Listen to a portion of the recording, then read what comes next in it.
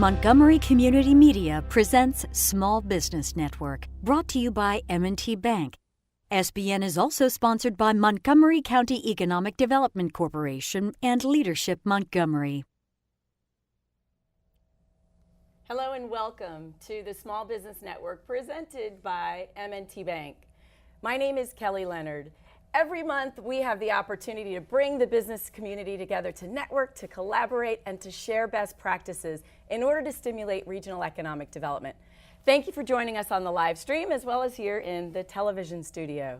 Today we have an exciting topic. We're going to be exploring the 4 stages or secrets, if you will, for millionaire entrepreneurs that are not taught in school.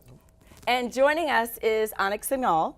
And before I jump into questions, I want to just give you a little background about Anik because you will be extremely impressed. Anik is the founder and CEO of Lurn, Inc. He's considered one of today's most credible entrepreneurship experts.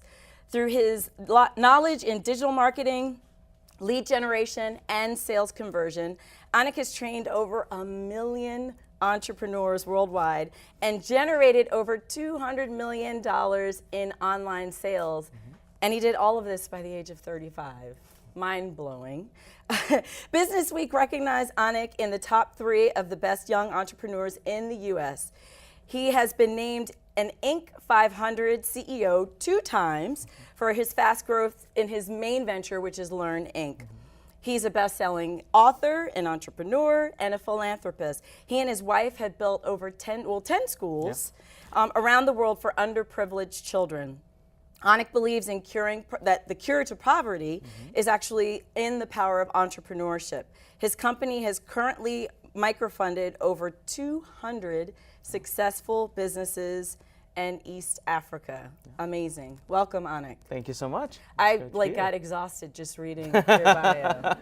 And I'm thinking, and I had a milestone birthday this year, and so I'm like, oh my gosh, this guy is incredible. Like by 35. I've been busy. Yeah, you have been busy. But the question that immediately comes to my mind, for all of the success that you had and all the wonderful things that you're doing, why Montgomery County? Like what caused you and your wife to kind of plant and then establish this amazing new facility in Montgomery County? Brutal loyalty. That's all. Wow. Born here, brought up here, and so when it was time to do something for entrepreneurs, Montgomery County was the place I wanted to stay here, and I wanted to really help the entrepreneurs locally here, but I also wanted to bring international attention to our area, you know, to help make us the entrepreneurial capital of the world if we can. Wow. Yeah. That's an awesome vision and task ahead of you. So I have to ask, if you were born here, raised here, where'd you go to high school? Gaithersburg High School, go Trojans. Yes, loved it. So shout out to the Trojans. Yes. Good deal, good deal. And I love the fact that you came back here because, you know, with you being in that online space, so many people would have packed up and headed west because you hear about Silicon Valley and all the great things there. And so I applaud you for coming back here because you did leave for a little while, right? Didn't leave. We thought about leaving. Okay. So with a fully virtual company, it is easy to kind of go wherever you want. Yes. So before we were going to plant our first center and build an actual entrepreneurship training center, my wife and I did a little, virtual touring of the country to see where we wanted to go, and it just nothing beat being here, being by family, being in an area that I grew up in. So it wasn't enough, and I personally think you can teach entrepreneurship anywhere. I don't think you need to be in Silicon Valley to be an entrepreneur. So very true. Now, to that point, however, entrepreneurship is something that is easily taught, but it's not necessarily easily sustainable. Yeah. And you've got such, amazing statistics. What is it, like 95% of entrepreneurial ventures fail? Why do you think that is? Why do so many ventures fail? Yeah, well, it's not even our statistics. 80% fail within the first 18 months. Wow. And then if you go out 5 years, usually it's above 90% that have failed by that point. So when you do the research and you look at the stats, right, so they'll give you the answers of usual, ran out of funding, Walmart moved in, competition. And so for the longest time, I believed it. I bought that answer. Now, the more that we've been teaching and training entrepreneurs, so over 1 million people that we've worked with all over the world, 53% of our students are international. They're not even, so we get the full walk of life. We get to meet all different kinds of people. And then we get to see the ones that are succeeding, and we get to see the ones that are not. So here we are, we're providing the same coaching, same training, same guidance, same tools, same everything, And we've got some that make it, some that don't. And that question just plagued me for so long until I started to realize it doesn't have anything to do with running out of capital, competition, product selection. It's really here. It starts with you first. So most businesses are failing because the entrepreneur was never set up to be an entrepreneur. Where's the class in school when you're growing up? When does a teacher say, you want to be an entrepreneur? Great, you should go through this class and that class. No, we're just not taught. And the skill sets, the mindset, the requirements, the demands of an entrepreneur are so vastly different than even the highest of leaders in existing companies. And so the problem actually starts not with the business, the model, the funding, the financing. It starts with the entrepreneur that's behind it. And ever since we figured that out, our trainings have changed.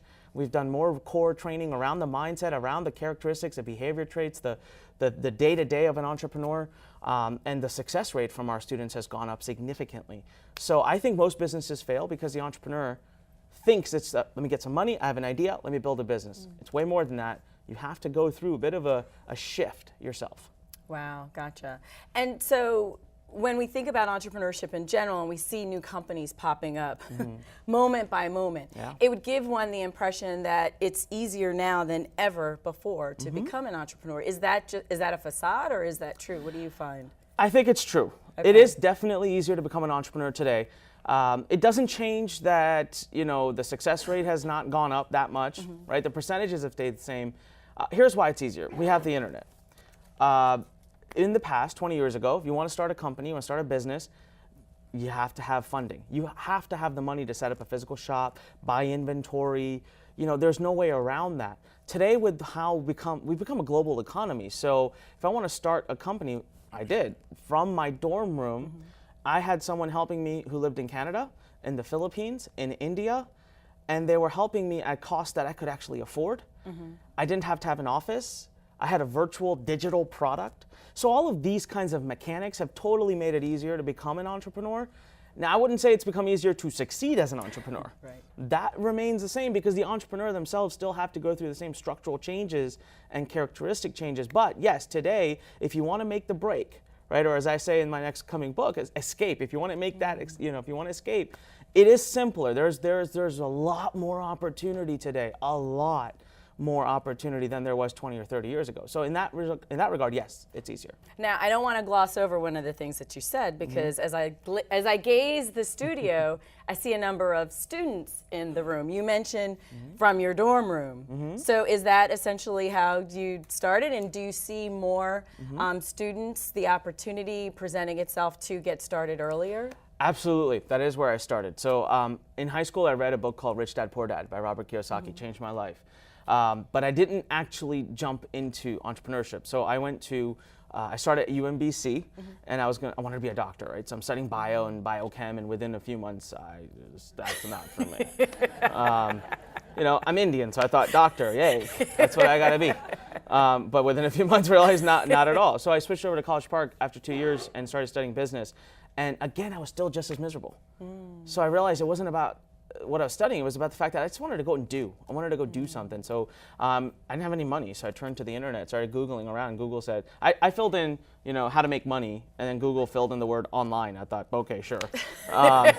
Clicked on that, and next thing, it was a big journey, 18 months of massive struggle, trying to figure things out, weeding my way through the little scams, and but I eventually prevailed at where I found a system, I found something. So for me today, you said, do I see more college students? Yes, absolutely. More college students are launching businesses, but now we're seeing high school students. One of my star students right now that I love this kid. He's 12 years old. Wow. And he is. Summer for him. What do you want to do this summer? I want to build my business. It's like, wow. That's awesome. So yeah, younger and younger, because again, the tools are there, right? And it's becoming simpler. Gotcha. So what about this whole notion of, and I know some of these questions I'm throwing him, he's like, wait, we didn't discuss that question. It's all good. Go bloody in your nose, right? We hear this term, you got to bloody your nose a certain number of times in order to really get to your winning opportunity. Do you know if there's like an average of, hey, by the time you go through 2 to 3 ventures, that fourth one is going to be, or what did you find in your own personal journey? Bloody nose, bloody lip, bloody eyes, bloody ears. I mean, you name it. Right. I don't think there's a number, right? There's a lot of people that will hit it right with the first one. I didn't. In that first 18 months, I must have failed over 50 times. Wow. Right? But I was, every week I was trying something different and I was making little tweaks. I don't think there's a number. I think that there are some core principles. So when you're out there doing something and you fail or you make a mistake or something bad happens, why? Can you answer what went wrong? Because if you can't find the silver lining in it, you're going to do it again. Right? So those who finally do succeed, it's a staircase. A lot of people come and look at entrepreneurship. A lot of my friends will say this thing to me, and this is like the worst thing you can say to me. You're lucky. I get chills even thinking about it. I'm not lucky. Right. I'm up till 3 in the morning. I'm up again at 6 in the morning. I go through major hardships. I've been 1.7 million in debt. I've been 26, 27 years old and hiding from phone calls. And I climbed out of that through absolute grit, hard work, and perseverance. That's not luck. So but with every single thing I do, and I teach my students all the time, we fail every day. I fail every day, multiple times, probably 10 times more than I succeed. But with each one, I look for what did I learn and what will I never do again? Right. And with that, you start to see my success ratio go up because I'm improving. So there's no particular number, but an entrepreneur, a lot of people, they suffer some losses or they suffer some hardships, I should say, in their first venture, and that's enough to discourage them. Right. If that really keeps you up at night and you just can't digest it, it's okay. But then entrepreneurship in its traditional sense of starting your own company, it's not for you. Yeah. Because you'll go through that all the time. Now, what about this whole notion? Because I think as a society, we're raising a generation of this perception of, oh, everyone's a winner. You're not, no, everyone's a winner. Yeah. Everybody gets a trophy. So are we doing a disservice? Because to your point, you're from the way that you talk about failure, it sounds like failure is perhaps a good thing because it's at least taking you down a pathway to help you to then identify what works. Yeah. So what are your thoughts on that whole everybody gets a trophy notion? All right, so safe space here to say whatever I feel. What happens at MCM stays at MCM. Only and gets broadcasted everywhere. I can't stand it. I mean, the whole notion of, my nephew, who I love to death, he got very upset. We were playing a game, and I'm not gonna go easy just because you're 6. I'm gonna give it all I got, and he gets really upset when he loses. And I'm like, get better. Right. And that's probably just how my dad was with me, but I find it inspires me to be better, and So, I look at that and I wonder what's going on in school, what he's being taught that makes him so entitled to win just because he participated. Right. And I don't think that that's a service to kids. I don't think that's a service to us. I don't think that's a service to society, human life. Because we're going to stop excelling. We're going to stop innovating unless we are challenged, unless there is a reason to win. Unless you are out there trying to achieve goals, achieve dreams, and there's a difference between something not working and something working. I think the problem is that people feel so bad when something doesn't work. I feel bad too, but I feel hopeful because I realize here's something that didn't work. Now let me do the next thing until I make it work. It's just a different perspective. Right. Yeah. Absolutely. So I've heard you mention this notion of a new entrepreneur, there's a new entrepreneur coming up. And so how would you tell me more about this new entrepreneur that you envision? Yeah, so it's not even me. It's not my vision. I wish it was. It started in Silicon Valley actually years ago. So I'm sure a lot of people in this room have a Google email. How many people have a Google email address? Yeah, that was a result of what we call entrepreneurship. There was an individual at Google who was given tons of freedom, a team, a budget. He actually had this idea and went out and created it within the infrastructure of a parent company. Right. Sony PlayStation was invented by an employee at Sony who took it upon himself to innovate on top of the Nintendo system. Lots of the greatest products that we use are created through entrepreneurship, which means there are now individuals within the larger infrastructure that are being given freedom by these companies and budgets and teams that they can lead. And that's powerful because it removes a lot of aspects of entrepreneurship that are tough for people. and it adds that little bit of security back in, but allows you to innovate, allows you to still function as what we would consider an entrepreneur and have that freedom. And it's a budding concept right now. Some of the greatest successes and innovations coming into this world are coming from entrepreneurship, and some of the biggest companies, Microsoft, Apple, Google, Yahoo, all of these companies are deploying, Amazon, are deploying entrepreneurship. So there's a huge opportunity there. Nice. Beautiful. Yeah.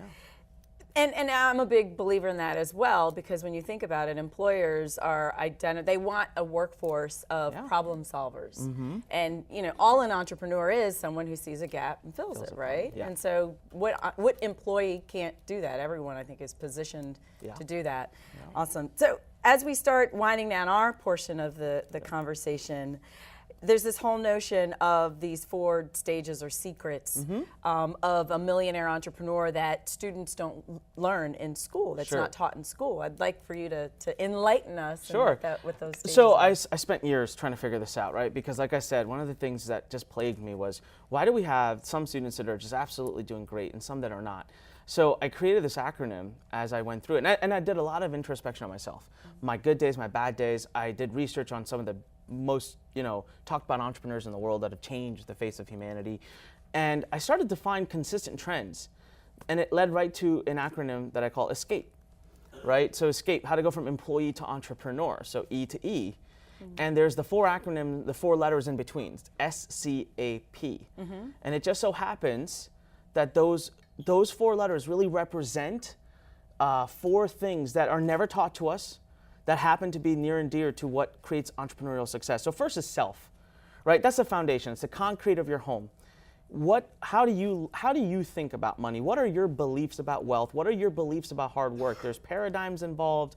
There's certain amounts of, for example, do you read books? Do you take courses? Do you take classes? Do you go out of your way to improve yourself?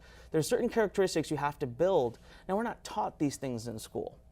Right? We're not taught what's a paradigm. We're not taught how to develop our own feelings and thoughts and beliefs about wealth, about money, about, many people grow up thinking being rich is evil. Right. Yeah. Right? Well, if you're going to do that and then you want to go become wealthy, you've got a problem right from day one. Yeah. Number 2, we move right. And so I really look at these as kind of steps. So you go from self, which is S, to C, which is catapult. And really what I mean by catapult is creating momentum. This is another big thing that we see with our students who are struggling, is that they want to take the elevator or they want to take the escalator, right? I want to go from bam to bam. Like I'm here, I want to be a millionaire. Let's do it, right? And I want the big win. I want to win the lottery. Versus I'm going to take my big goal, break it down into smaller, goals, and create momentum. So one of the things that we'll do with entrepreneurs or students who come to me who are struggling the most, they're down and out. I will literally say something even as funny as, what would you love to eat right now? Like, what's one food that you would love? And they're like, oh, I'd love a burger. Great. Get your keys, get in your car, go get yourself a burger and come back and we'll continue to talk. And they're like, what? I said, let's get the small wins. Let's get momentum going. You want something, you go, you make it happen, you come back, you get to build off of that now. Let's turn the negative momentum going on in your business and let's turn it around. It's going to be one tiny thing at a time. So that's catapult. If you master momentum, you can actually create some pretty big things. And you move from there right into one of my personal favorites, it's truly not taught in school, is authority. Authority, which really is leadership. Right? In school, we have class leaders. Well, you have 40 kids in a class and 1 class leader.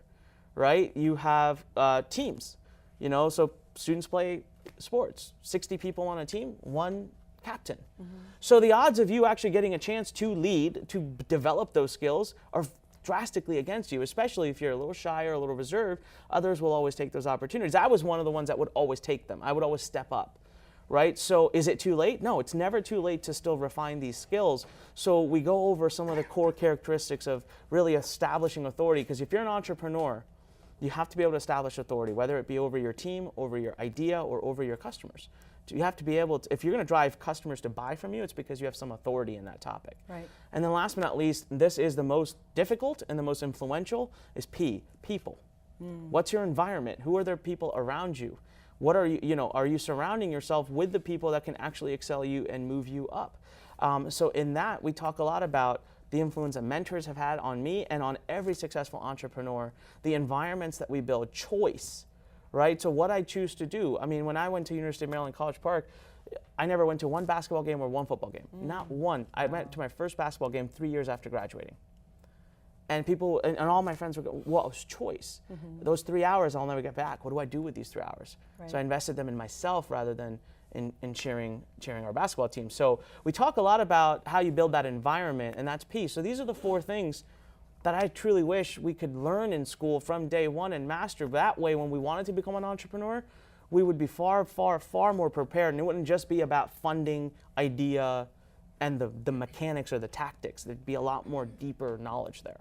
Wow, awesome. Thank you so much. Yeah, so I'm going to open up the floor. If you have a question, please come to the microphone. Do not be shy. To your point on the last, you guys can come up and I'm going to keep talking. To your last point, you know, it's so associations are so powerful. I'll never forget a mentor of mine. You know, if you're always the smartest person in the room, you're in the wrong room. Wrong room. If you hang around 9 broke friends, you're bound to be the 10th one. So things like that, where it's like those associations are so impactful. Absolutely. Yeah. Absolutely, couldn't agree more. Awesome.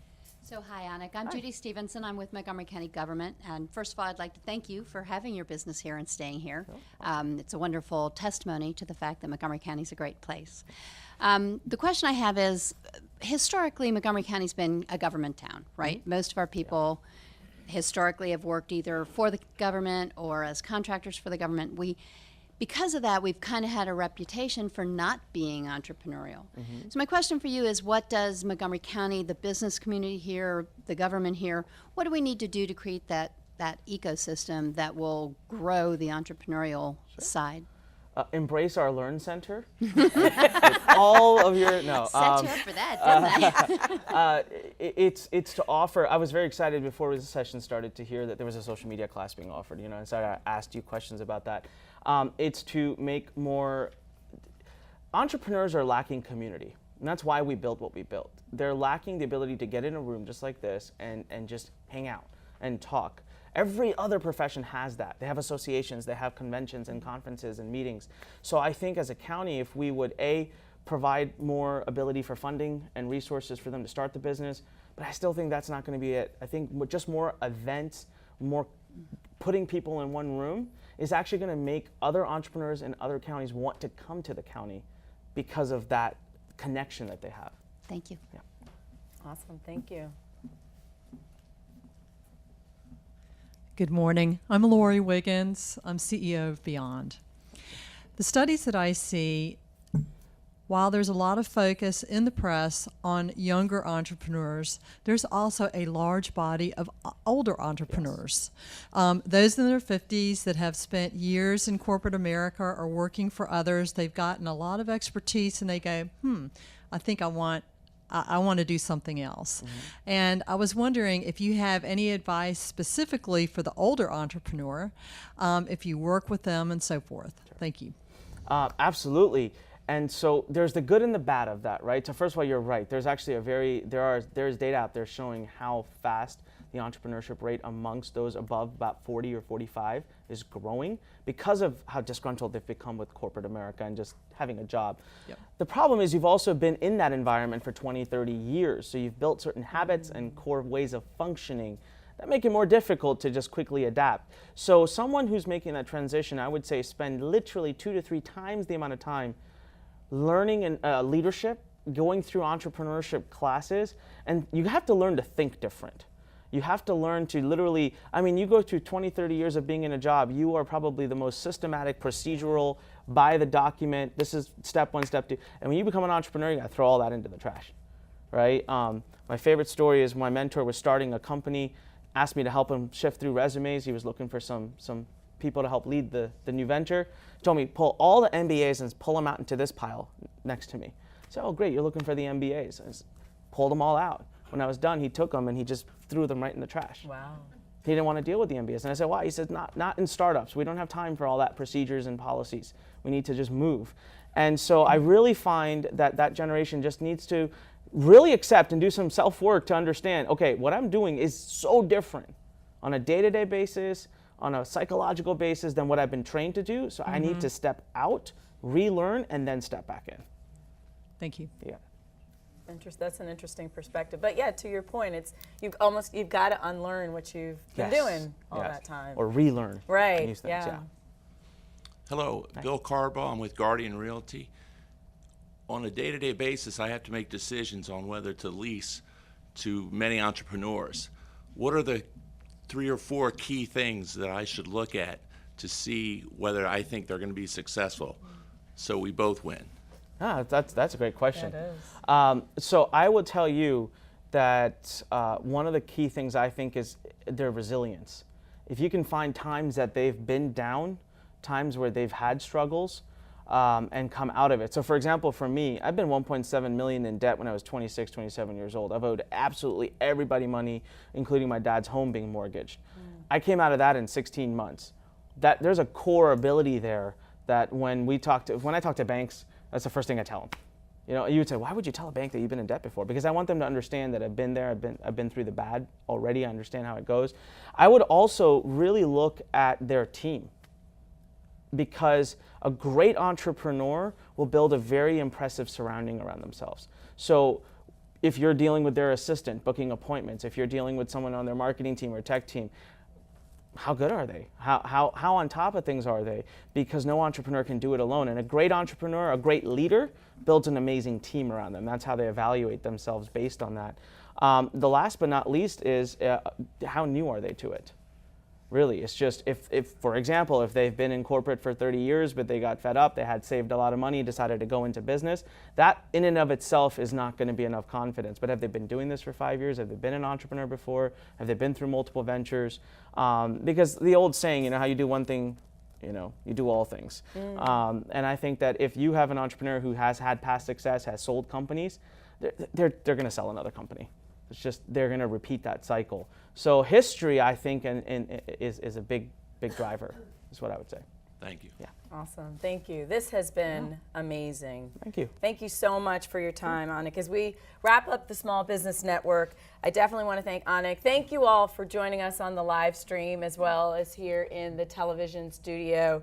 We look forward to seeing you at next month's Small Business Network, July 19th, and it'll be a panel discussion on how to accelerate small business growth through mergers and acquisition, which is sort of a different twist because we don't typically think of growth through mergers and acquisition in the small business space. So we're excited to bring that conversation to you next month. Again, we look forward to having you either in the television studio or on the live stream. So until then, we wish you continued success in your business. We'll see you next month.